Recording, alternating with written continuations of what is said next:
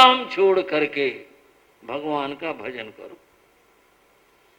हालांकि करोड़ काम किसके पास है, लेकिन वो दार्शनिक आदमी है, इसलिए उसने थोड़ी सी बात को गहराई के साथ कह लो, व्याख्या के साथ कह लो, कह दी।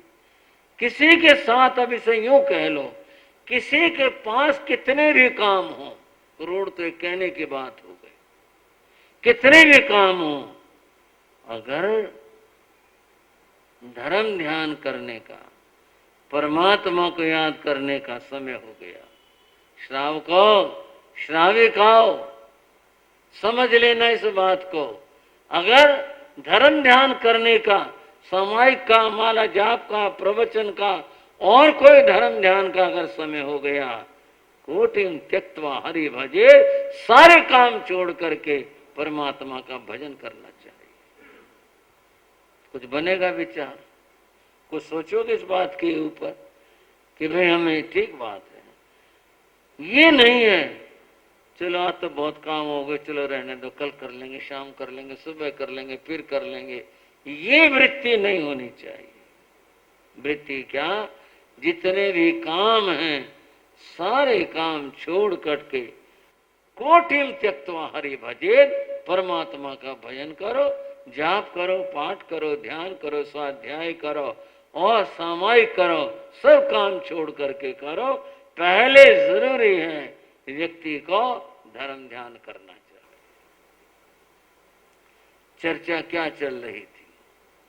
चर्चा चल रही श्रावस्ती नगरी की। श्रावस्ती नगरी में भगवान पधारे, ये चर्चा थी। नगरवासियों को पता चला, श्रावकों को पता चला भगवान आए हैं। बंधुओं, सारे काम छोड़ करके वे लोग भगवान के दर्शनों के लिए गए। हो जाए प्रेम से के बाद, श्रद्धा के साथ हमें, और यूं कहेंगे बोलो भगवान महावीर स्वामी के। सब लोग गए भगवान के दर्शनों को। कितना अच्छा होगा, कितना सुंदर होगा।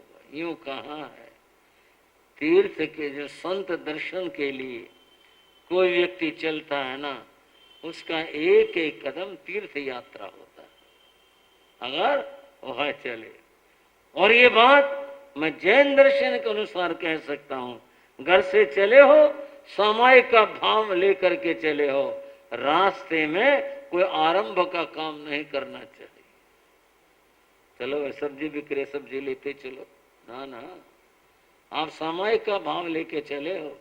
इसीलिए गलती कोई ना हो जाए, इच्छा कारणों का पाठ करते हैं इसलिए करते हैं, हमसे कोई भूल चूक ना हो जाए।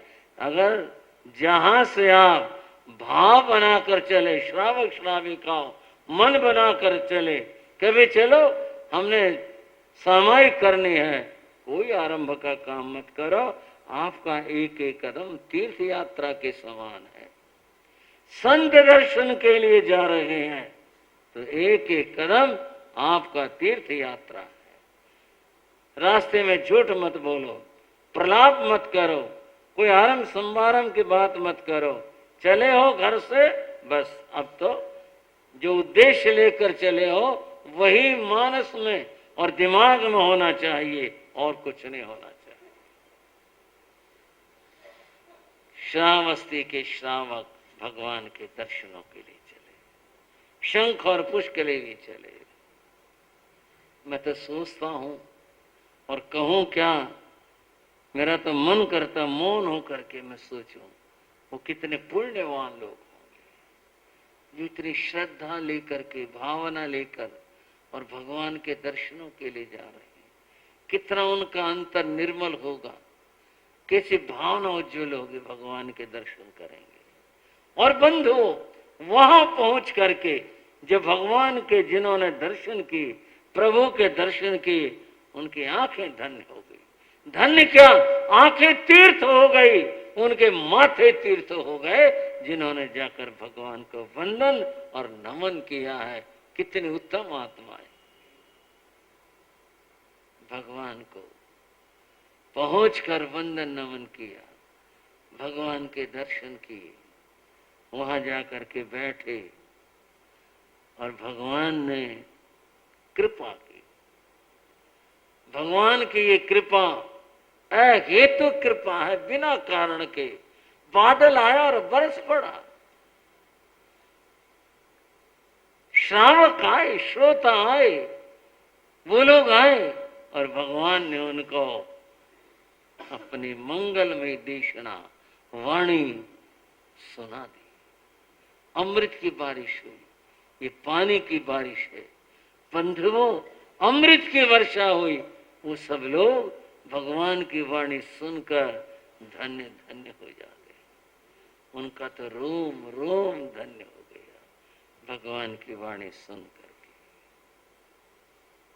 देशना पूर्ण हुई, भगवान का वंदन नमन करके ये भावना करते पुनः पुनः आपके दर्शन करें, पुनः पुनः आपके चरणों में आए। ये भावना करते हुए वे लोग अपने घरों को चल देते हैं। अब घरों को चल दिए हैं, क्या हुआ इनका, क्या किया इन्होंने घरों में, वहां पहुंच करके जा करके ये बात बताऊंगा अगले समयों में। आज की चर्चा इतनी भर, और अब मेरे साथ मिलकर बोलेंगे। जिन शासन गौरव गाते हैं, जिन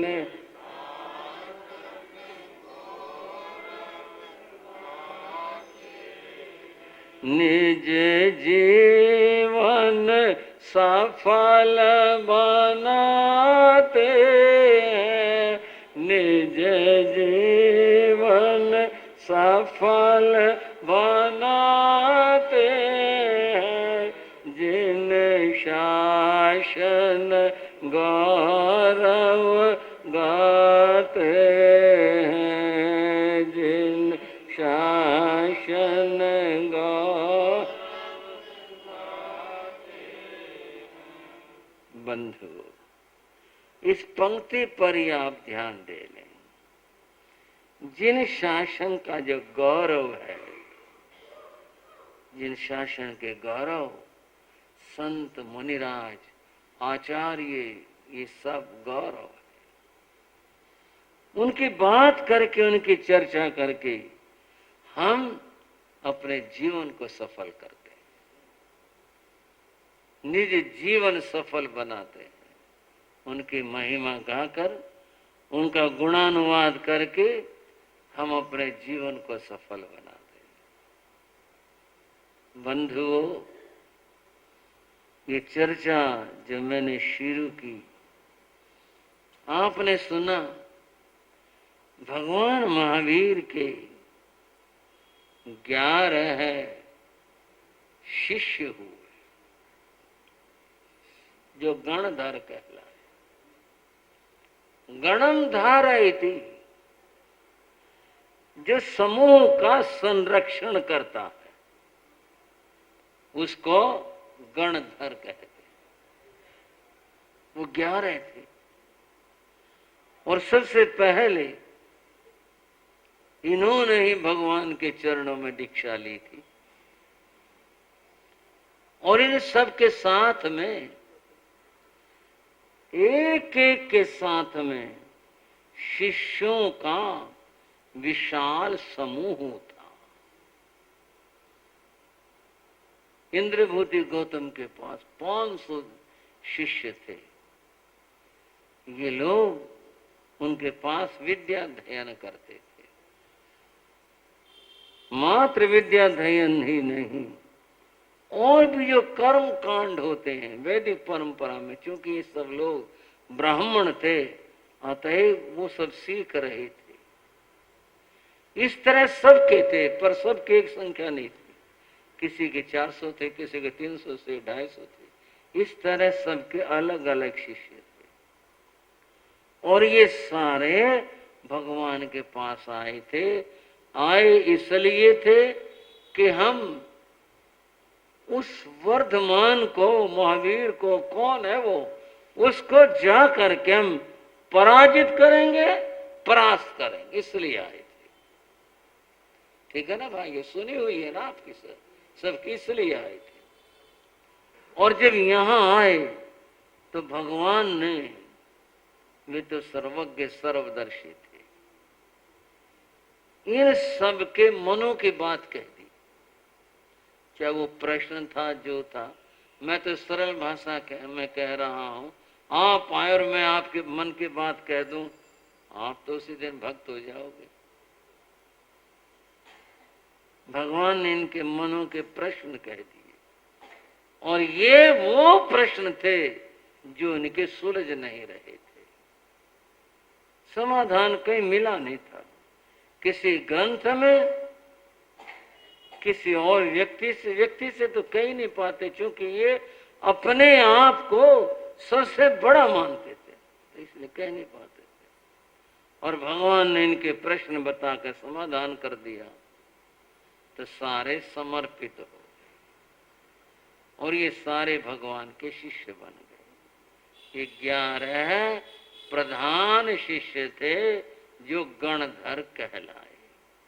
आगे जो इनके शिष्य थे ना, वो उसी के सुपुर्द कर दिए। उन्होंने भी दीक्षाएं ले ली, 1444 उन्होंने दीक्षाएं ले ली, और दीक्षाएं लेकर के उन्होंने जो जिसके पास था उसी को ही उसके सुपुर्द करके कहा, अब अपने संरक्षण में रखो। ये गण भगवान के समय में थे। समय बीतता गया, इन्होंने महान साधनाएं की, और एक बात ये, भगवान के सामने 11 में से 9 गणधरों ने मुक्ति मोक्ष प्राप्त कर ली, केवल ज्ञान प्राप्त करके मोक्ष प्राप्त कर ली। जो उनके शिष्य रहे, वो जो रहे ना पीछे और गणधर, उनमें समाहित कर दिए।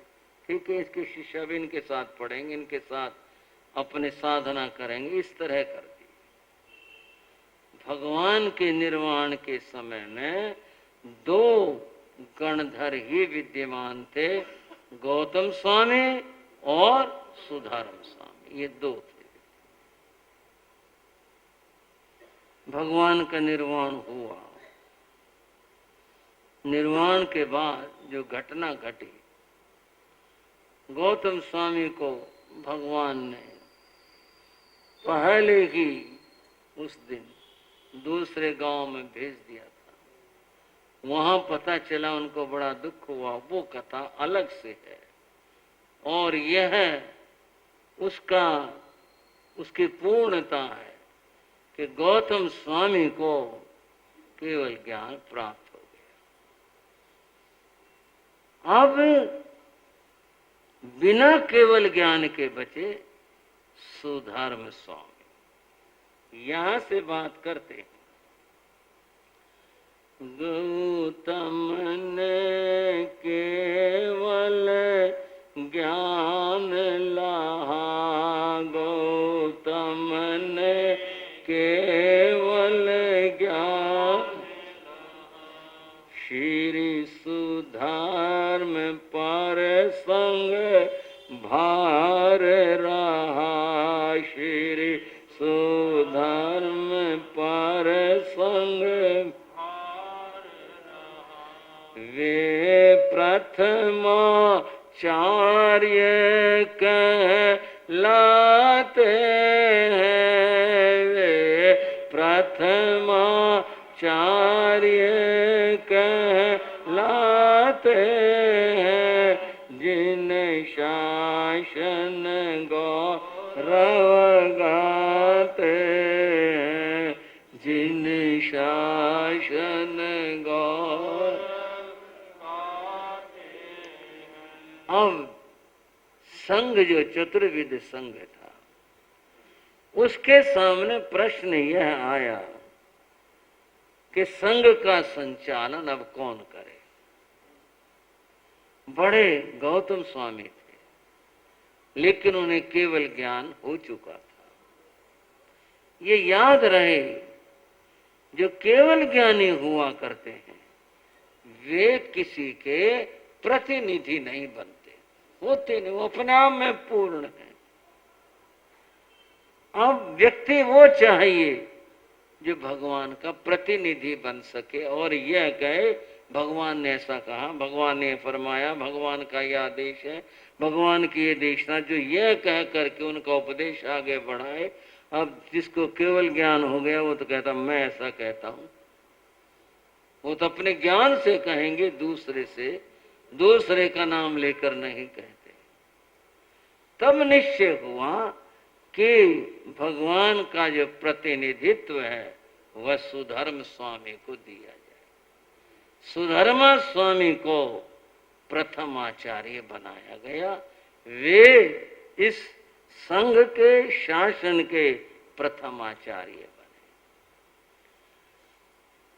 हम गौतम स्वामी की महिमा गाकर हमेशा धन्य होते हैं, लेकिन सुधर्म स्वामी की महिमा के बारे में आपको बताऊं, भगवती सूत्र में जितने शब्द महिमा में गौतम स्वामी के लिए आते हैं, उतने ही शब्द सुधर्म स्वामी के लिए भी आते हैं। उतने ही शब्द आते। इसका अर्थ है सुधर्म स्वामी महान महान संत थे, महान महान पुरुष थे। इनके परिचय की थोड़ी सी बात करते हैं। इनका जन्म कोलाक ग्राम में हुआ था।